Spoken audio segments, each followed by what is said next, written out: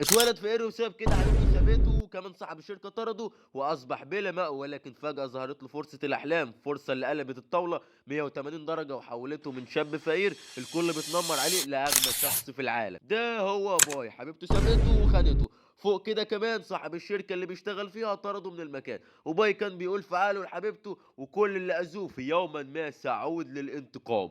بينزل الشارع وهو بيقول حتى صاحب البيت طردني بسبب عدم دفع الإيجار المتأخر، والفلوس اللي معايا ما تكفيش حتى تمن وجبة واحدة. بيبص كده بيشوف محل لبيع تذاكر اليانصيب، وده ورق بتخدشه وانت وحظك، يا تكسب يا تخسر. فبيقول ما تيجي نجرب كده، وبيقول للراجل ما تديني تذكرة كده ب5 يوان. وصاحب المحل بيقول له اختار، بيقول له هات اي واحدة، يعني انا هعرف مين اللي فيهم هي اللي هتكسب. ولكن فجأة وبيبص عليهم بيبدأ بيبان له معدل نجاح اليانصيب من فشله. بيقول هو انا ما نمتش كويس ولا ايه؟ بيختار ورقة من ال100% وبتطلع كسبانة 10 يوان مقابل 5 هو دفعهم. الواد بيتفاجئ وبيقول هات 2 كمان بسرعة، انا هاخد دول كمان. بيفتح وعمال يكسب، وصاحب المكان بيقول الحظ ماشي معاه بنسبة 100%، لدرجة انه اشترى 10 تذاكر يا نصيب وال10 كسب. بيقول له بقول لك ايه يا ابني، كفاية انت كده، لو لعبت تاني هتخسر. بيقول له لا انا هشتري اكتر واكتر. بيقول له شكلك مصمم تصرف ال200 يوان اللي كسبتهم في الهوا، انت حر. والواد بدأ يحولهم لاضعاف مضاعفة في ثواني معدودة. بيقول لنفسه انا بقدر اعرف التذكرة هتكسب ولا لا، بس ما بقدرش اعرف ايه هي القيمة اللي هكسبها بالظبط. وبيسأل نفسه يا ترى اي واحدة هتفوز من دول بال100 يوان. والراجل بيقول له يا ابني هتخسر، كفاية كده، انت اكيد مش كلهم هيكسبوا يعني. يروح بطلنا يرد عليه ويقول له لا انا حاسس ان ده يوم حظ السعيد. بدأ يخش اكتر واكتر ويكسب اكتر، والراجل هيتجنن منه. وبيقول كفاية لعب بقى، انا عاوز اعرف دلوقتي اي تذكرة في دول هتكسبني ال20,000 يوان. بيحصل عليها وبيقول دلوقتي اي سؤال بسأله بقدر اعرف اجابته من نسبة معدل النجاح اللي بتظهر فوق التذاكر. وبيقول الراجل ده بدأ يشك فيا، انا مش لازم ابين له قدراتي اكتر من كده. وبيقول له انا كسبت كتير النهارده، انا عاوز اجرب 20 واحدة كمان. وبس بيمثل عليه قدامه ان هو بيخسر، وكل الورق اللي اختاره من ضمن ال20 تذكرة مزيفين. الراجل قال له قلت لك مش كل مرة هيحالفك الحظ يا غلبان.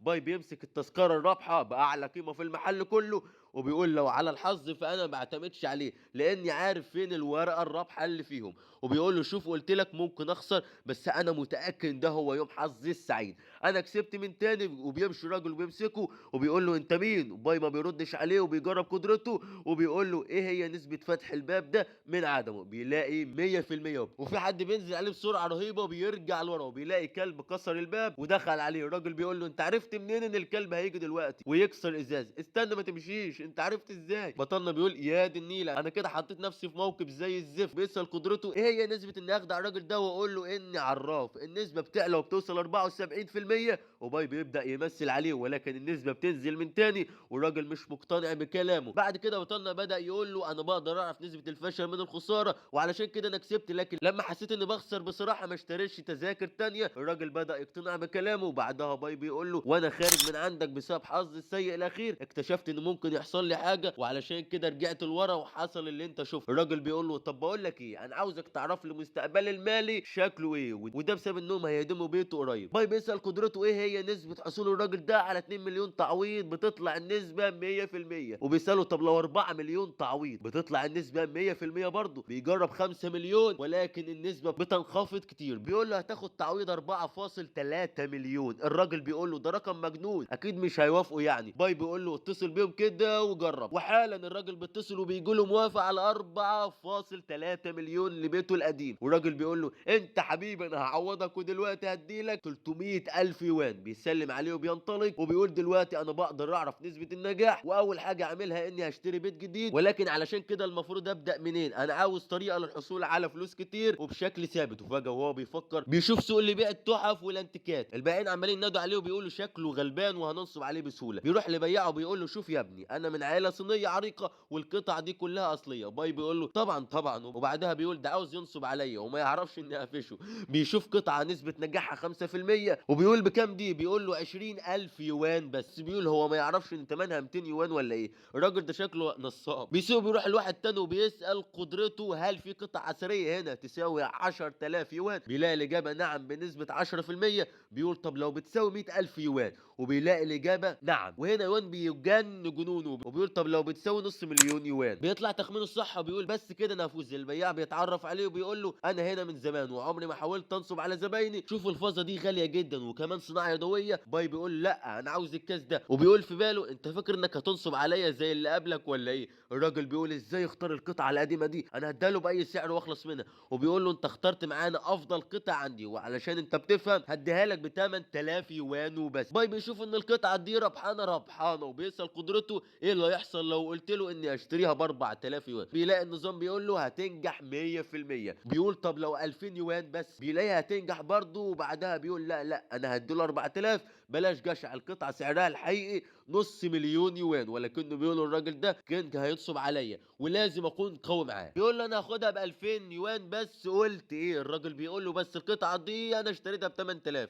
والاتنين بيبصوا لبعض في نفس اللحظه وبيضحكوا، والبياع فاكر انه انتصر عليه بياخدها ويمشي. وبيقول للبياع صديقه انا نصبت عليه، ده فاكر انه اذكى مني. البياع بيقول له مش دي البنت اللي انت اشتريت منها الكاس امبارح؟ بتيجي بنته وبتقول له هات الكاس اللي انت اشتريتها مني امبارح، هاتها وهدي لك 20000. بتقول له 50000 يوان بس انجز وهاتها بسرعه. الراجل بينصدم حرفيا وبيقول لها انت قلت كام؟ بيقول الواد ده عرف منين تمنها الحقيقي. البنت بتقول له هزودك 100000 يوان، انجز ورجعها له. بتقول له انت اطرش ولا ايه؟ البياع اللي جنبه بيقول لها اسمعي المنحوس ده باعها لشخص تاني هنا لكن من شويه ب 2000 يوان. فجاه بيبص عليه وبيلاقوه عامل مزاد ابتدى من 300000 يوان ولكن الكل هيتجنن منه. البنت بتقول هو عارف قيمتها ازاي المحظوظ ده؟ وبعد كده بيجي له راجل عجوز وبيقول له هشتريها منك ب 350. باي مش بيوافق والراجل بيقول له اخر حاجه 400000، مش هقدر ادفع اكتر من كده باي شكل. بعد كده باي بيشيل القطعه والراجل بيقول له عاوز كام وتسيبها؟ بيقول له انت ماكر جدا يا جدي انا عاوز منك نص مليون. بيقول له تمام والبياع واقف هيتجلط منه.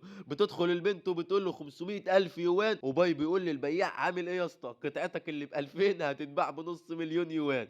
البنت بتقول له هتجيبها 550000 يوان ولا لا؟ والعجوز بيزود والبنت بتزود لحد ما وصلوا القطعه ل 650000 يوان. والراجل بيقول لها شكلك مش غريب عليا وبيكون عارف جدها. وبتقول له جدي هو اللي بعتني علشان اشتري القطعه دي. بيتعرفوا على بعض وباي بيقول لهم انجزوا هتشتروا ولا لا. المهم ان البنت بتقول لصاحب جدها شكرا وبتمشيه وبتشتري القطعه اخيرا. ومن هنا باي بيقول انا بقيت مليونير في يوم واحد. وبيقول لها بقول لك ايه، انت شكلك بتحب التحف والانتيكات، انا ممكن اخد رقمك واكلمك لو قدرت احصل على واحده تانية. البنت بتبص له بقرف وباي بيقول انا مش هضيع الفرصه وحالا هبارك دلوقتي. وبيسال قدرته ايه هي احتماليه ان البنت دي عندها 20 سنه وبيطلع الجواب صح. وبيجرب الاشهر اللي هي اتولدت فيها لحد ما بيوصل لشهر سبتمبر. وكمان بيعرف موعد مولدها بالدقيقه الواحده. وبيقول انت عندك 20 سنه مواليد شهر سبتمبر واتولدت الساعه 3 ونص مساء. بيفكر شويه وبيقول لها بالظبط الساعه 3 و24 دقيقه و36 ثانيه. البنت بتتصل بامها وبتسالها عن موعد ولادتها الساعه كام. والام بتشوف شهاده الميلاد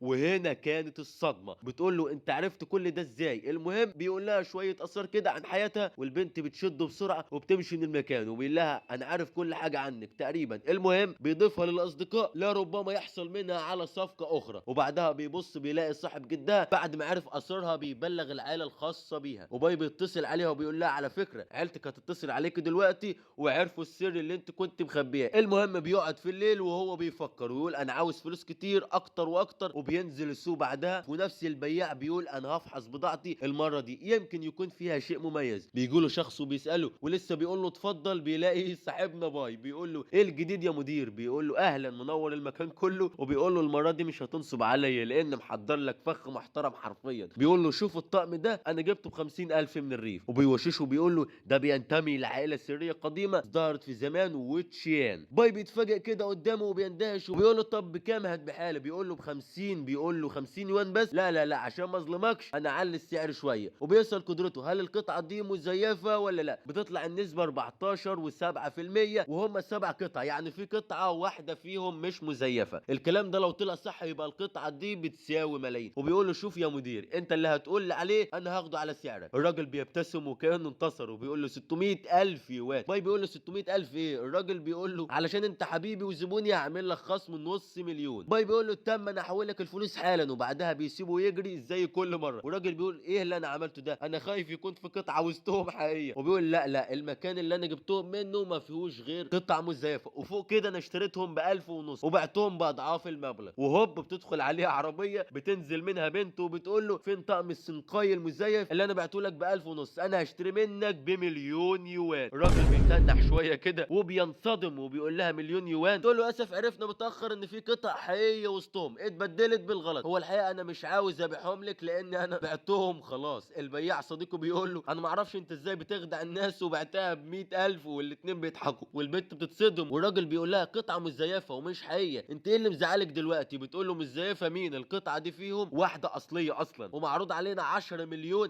علشان نبيعها. الراجل حرفيا جاله شلل من اللي بيسمعه، وصديقه بيقول له شاطر، الواد نصب عليك مرتين دلوقتي، مره في الكاس والمره التانيه في الخزفه اللي انت اشتريتها منه. البنت بتقول له الاقي فين الشخص ده؟ بيشاور له، ولكن باي في الوقت ده كان عند جدها، وجدها بيقول له انا عندي حفيده شقيه بتبيع القطع النادره من غير ما ترجع له اصلا. والجد كان بيفحص القطعه ويقول له غريبه يا باي، انت جبت القطعه دي منين يا ابني؟ انا عندي واحده زيها في البيت. فباي بيسال قدرته سؤال واحد بس اللي هو هل القطعه دي بتخص الراجل ده ولا لا؟ وبينصدم من الجواب وهو نعم. الراجل بيشوف شكله اتغير، باي بيقول يا رب البياع ده ما يكونش سارقها منه. وباي بالاخير بيشرح له وبيقول له حفيدتك باعت القطعه دي ليا بالغلط وهي تخصك انت. الراجل بيقول له شوف القطعه دي عمرها 1000 سنه وانت اشتريتها، ولكن ثمنها 12 مليون في المزاد، انا هديك 9 مليون وتسيبها لي. باي بيقول تمام، اصلا القطعه دي بتاعته وانا اصلا كسبان منها 9 مليون من الهوا. بياخد الفلوس وبينطلق وبيشوف حفيده الراجل ده وهو خارج، والان باي بيحمل معاه 10 مليون يوان. في ايام معدوده وفلوسه بدات تزيد بيروح بعدها علشان يركب الباص وبيلاقي زحمه كبيره جدا، وبيسال قدرته هل في زحمه مرور او اي حادثه هنا؟ ولكن بيلاقي الاجابه غلط. وبعد كده بيشوف واحد غريب وبيسال قدرته هل ممكن يكون في راجل عصابات هنا دخل الباص ولا لا؟ والاجابه نعم. وبيسال قدرته هيقتل الناس ازاي؟ وبيتضح انه هيولع فيهم بالبنزين، وبيقول اعمل ايه دلوقتي؟ انا لازم اتصرف. المهم بيتصل بالشرطه، والشرطه بتقول له انت عرفت المعلومات دي كلها منين؟ زي عرفت انه معاه بنزين وناوي يولع في الباص، عندك دليل على كلامك ده؟ ومنين عرفته؟ بيفضلوا بقى يسالوه جبت المعلومات دي منين؟ وباي مش عارف يتصرف وبيقول انا غبي. المهم بعدها بيقفل السكه وبيركب الباص وبيلاحظ وجود البنت اللي كانت معاه من شويه، وبيلاقي الشرطه بتتصل عليه وبتقول له في ضابط قريب منك وبيتابعك دلوقتي. باي بيفرح جدا وبيبدا يدور على المجرم الموجود، وبيسال قدرته هو قاعد ولا واقف؟ والاجابه انه قاعد. وبيقول ما دام معاه بنزين يبقى اكيد معاه شنطه، وبيتفاجئ بوجود راجل غاضب جدا ومعاه شنطه حاضنها وبيقول هو ده. بعد كده بيفتح الشنطه وبيوقع البنزين وبيتم القبض عليه، وبيتضح ان تشي هي الشرطيه. المهم بعدها بتساله وبتقول له انت عرفت منين كل المعلومات دي؟ وباي مش قادر يجاوب وبدات تعتقل. ولكن في ذلك الوقت بتيجي صديقته القديمه للمكان. الواد بيقول انا لازم استغل الفرصه دي حالا، انا بحبك انت والبنت دي بتطاردني دايما لكن انا ما بحبهاش. وتشي بتتحرج وسط الناس وبتدي له واحده من غزها وبتمشي فورا. وفي اليوم الثالث بيقول كفايه كده، انا لازم ابعد عن البنات اللي بعت لهم القطعه الاثريه علشان ما اكونش محل شبهه. بيدخل سوق التحف ولكن مش بيلاقي صديقه اللي بيتعامل معاه، والبياع بيقول له ده بيشتري قطعه خزف من الريف ومش هيجي لمده 3 ايام. المهم بيروح لبياع تاني وهناك بيلاقي قطعه اثريه اخرى. بيقول له بكام؟ والراجل بيقول له ب 3000. ولسه باي ما كملش كلامه والراجل قال له انا هعمل لك خصم 95%. بيقول له 95% ليه يا عم؟ خليهم 50% واكسب اي حاجه مني. المهم وقبل ما يشتريها بتظهر البنت تشانج واللي كانت عاوزه تعرف سره الخفي. وبس كده بنوصل لنهايه الجزء الاول من الحكايه. اشوفكم على خير ويلا سلام.